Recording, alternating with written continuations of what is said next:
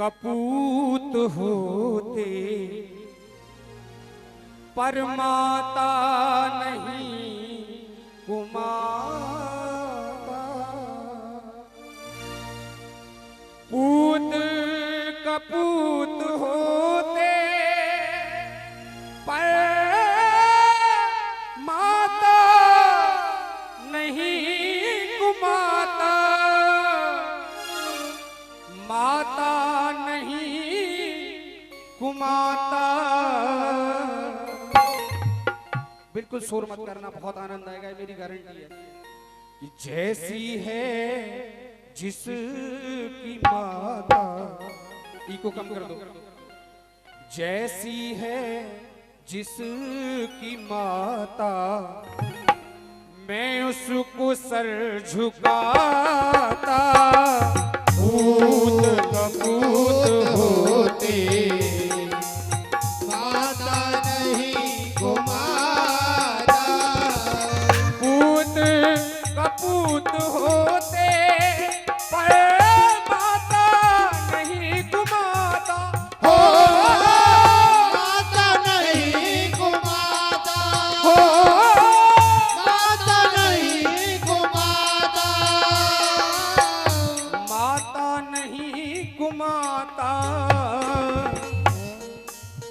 जैसी है जिसकी माता, जैसी है जिसकी माता मैं उसको सर झुकाता। पूत कपूत होते पर माता नहीं कुमाता।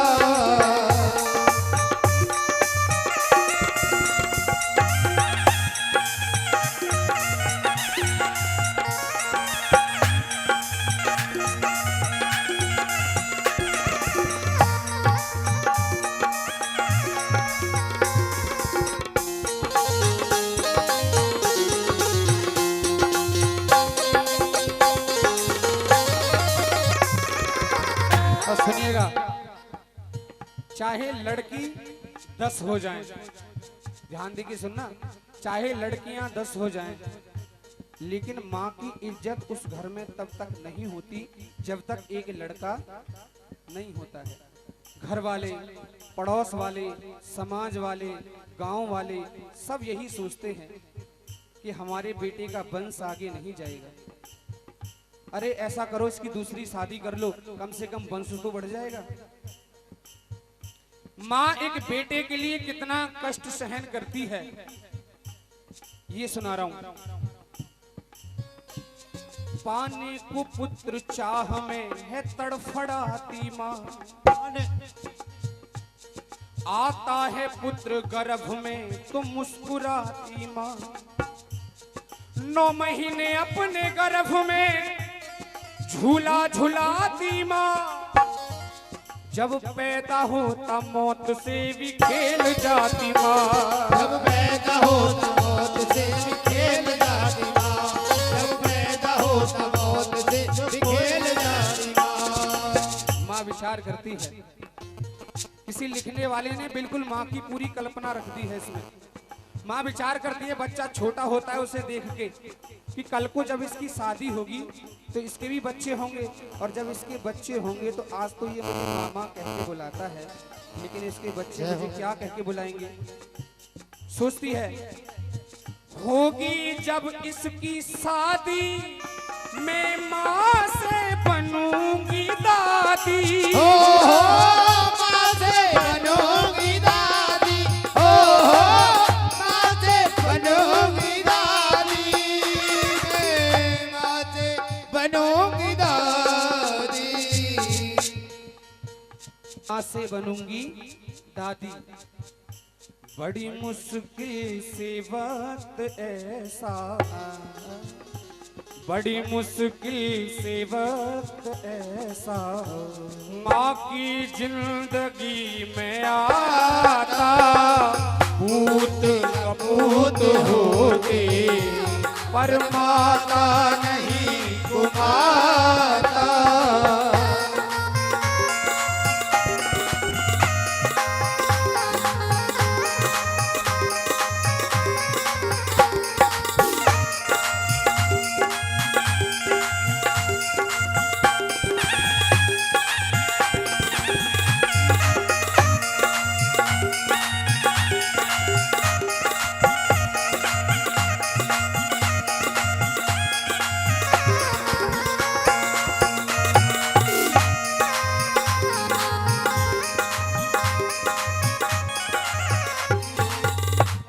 एक गांव में 3 भाई थे।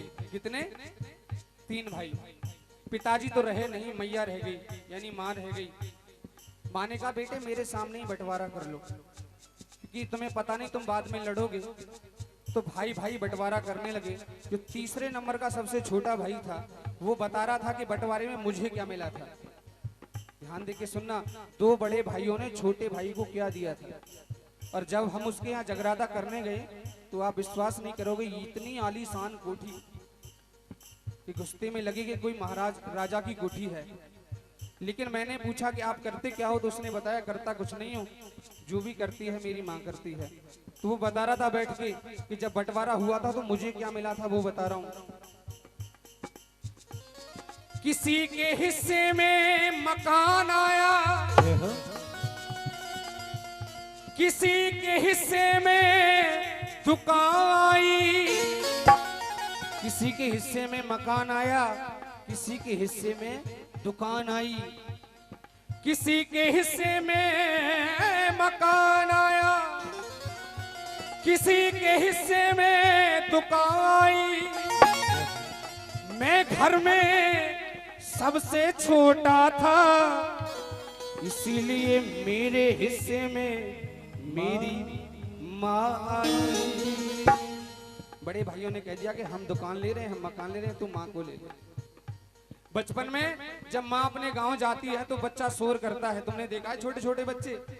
अब माँ एक बच्चे को ले जाए तो दूसरा बच्चा नाराज हो जाता है, शोर करता है, नहीं माँ मेरी है, माँ मेरी है।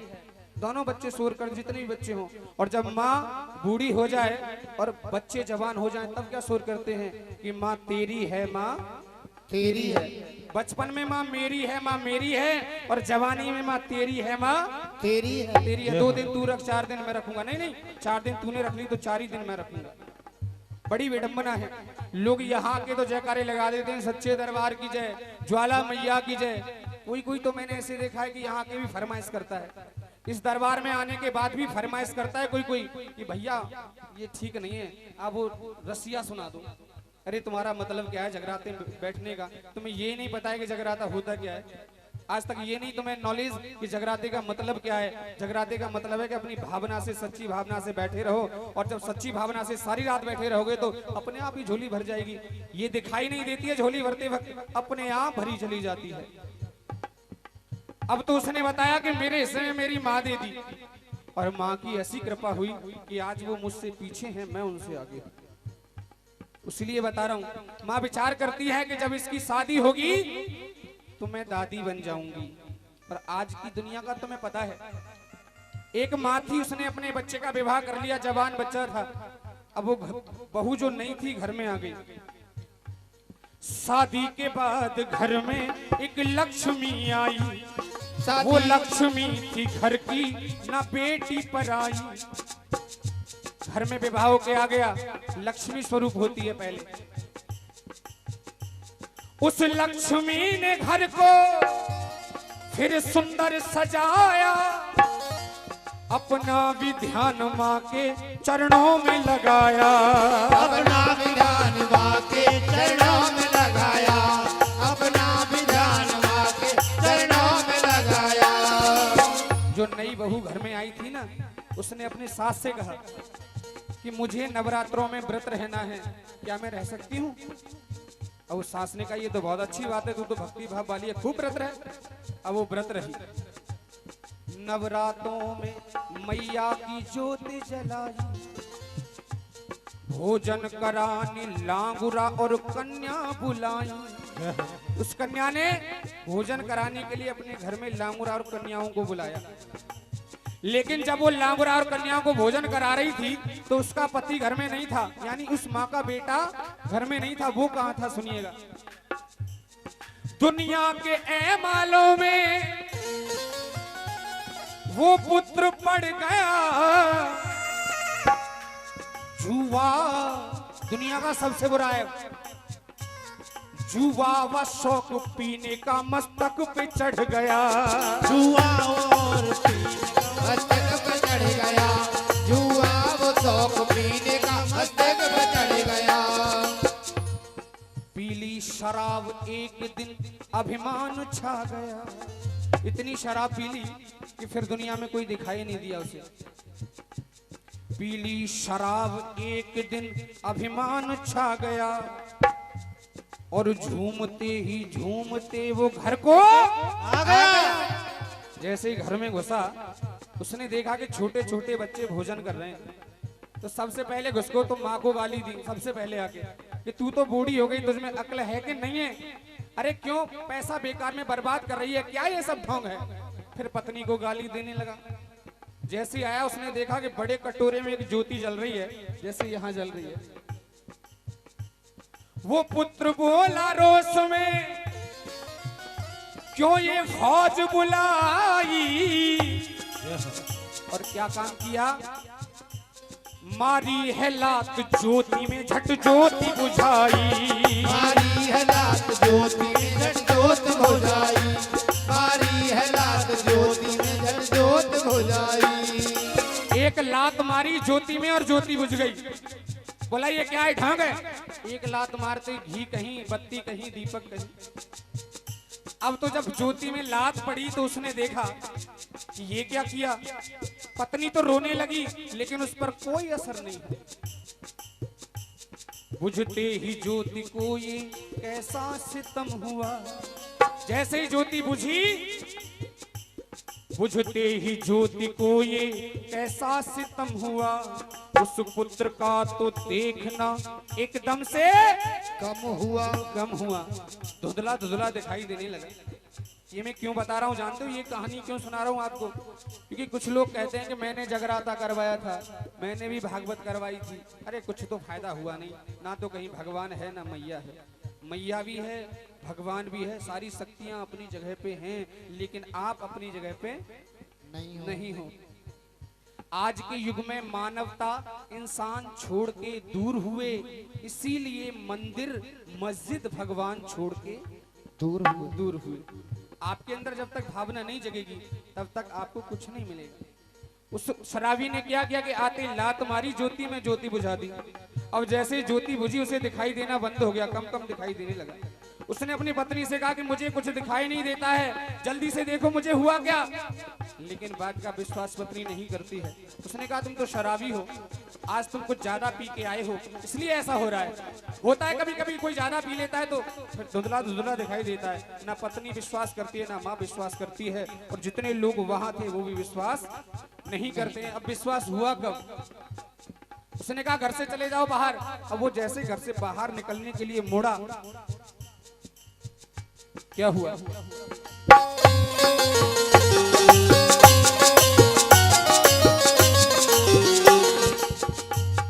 अंधा भी हो गया हो। ये महान शक्ति है। अगर कोई ये कहे कि ये शक्ति नहीं है तो अपने आप ये दिखा भी देती है। अंधा भी हो गया वो जमीन पे गिर गया। धड़ाम से जमीन पे गिरा तो पत्नी को पता चल गया ये तो अंधा हो गया। आंखों के आसपास ऐसे किया तो पलकों को ऊपर नीचे भी नहीं करता, तो समझ गई इसने ज्योति को लात मार दी थी, इस वजह से मैया ने इसको अंधा कर दिया है। अंधा भी हो गया वो जमीन पे गिर गया। अब वो जमीन पे गिर गया तो उसकी जो पत्नी थी जिसका नाम था लक्ष्मी, उस लक्ष्मी का एकदम दिमाग फिर गया। उसका दिमाग फिर गया। उसने कहा तूने सजा तो इसको बेशक दी है, लेकिन सजा तो मुझे ही मिल रही है। ये मेरा पति है, जब ये अंधा हो जाएगा तो कमा के कैसे लाएगा, और जब ये नहीं कमाएगा तो मैं भूखों मर जाऊंगी। इसलिए उसने क्या किया? ज्योति तुरंत जलाई, फिर माँ से लगन लगाई हो। माँ से लगन लगाई हो, माँ से लगन लगाई, माँ से लगन लगाई। उसने माँ से लगन लगाई। माँ से कहा माँ मेरे पति को क्षमा तू कर दे, मेरे पति को क्षमा तू कर दे, क्योंकि तू है दया की दाता। पूत कपूत होते पर माता नहीं घुमाता।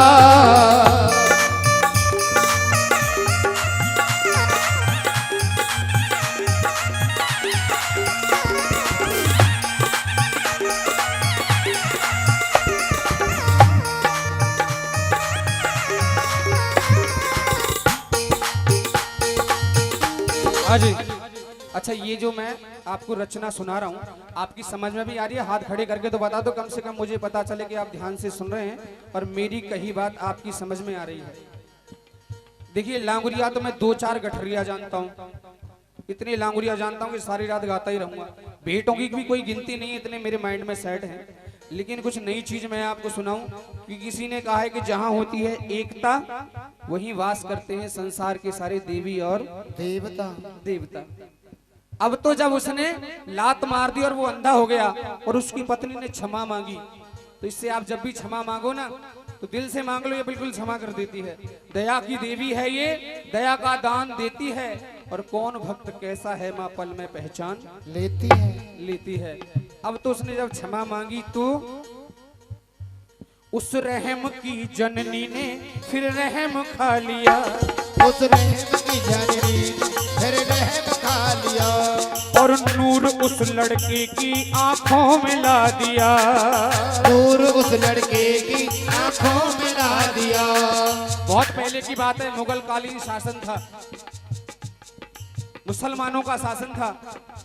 पता चल गया, शोर हो गया चारों तरफ कि हिंदुओं में एक ऐसी देवी है कि कोई लात मार दे तो अंधा कर देती है और क्षमा मांग ले तो ज्योति वापस आ जाती है। चारों तरफ शोर हो गया, और जब शोर हो गया तो डर की वजह से किसी ने श्रद्धा की वजह से माँ को पूजना प्रारंभ कर दिया। और वो कौन सी देवी थी जानते हैं?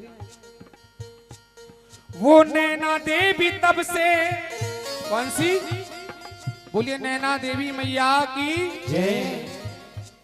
वो नैना देवी तब से विख्यात हो गई, घर घर में पूजने की शुरुआत हो गई, घर घर में पूजने की शुरुआत हो गई, घर घर में पूजने की शुरुआत हो गई।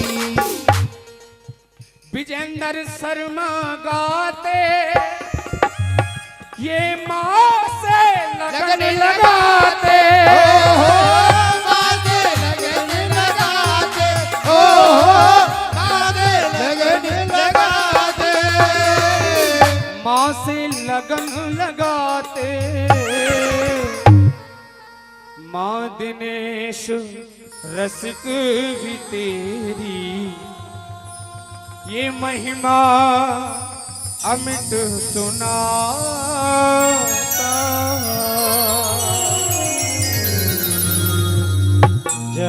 चाहे जाओ मथुरा काशी और चाहे जाओ हरिद्वार, चाहे जाओ मथुरा काशी चाहे जाओ हरिद्वार, और माँ की कीमत नहीं जाने तो जीवन है बेकार।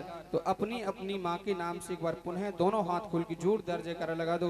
बोलिए, अपने अपने जन्म देने वाली मैया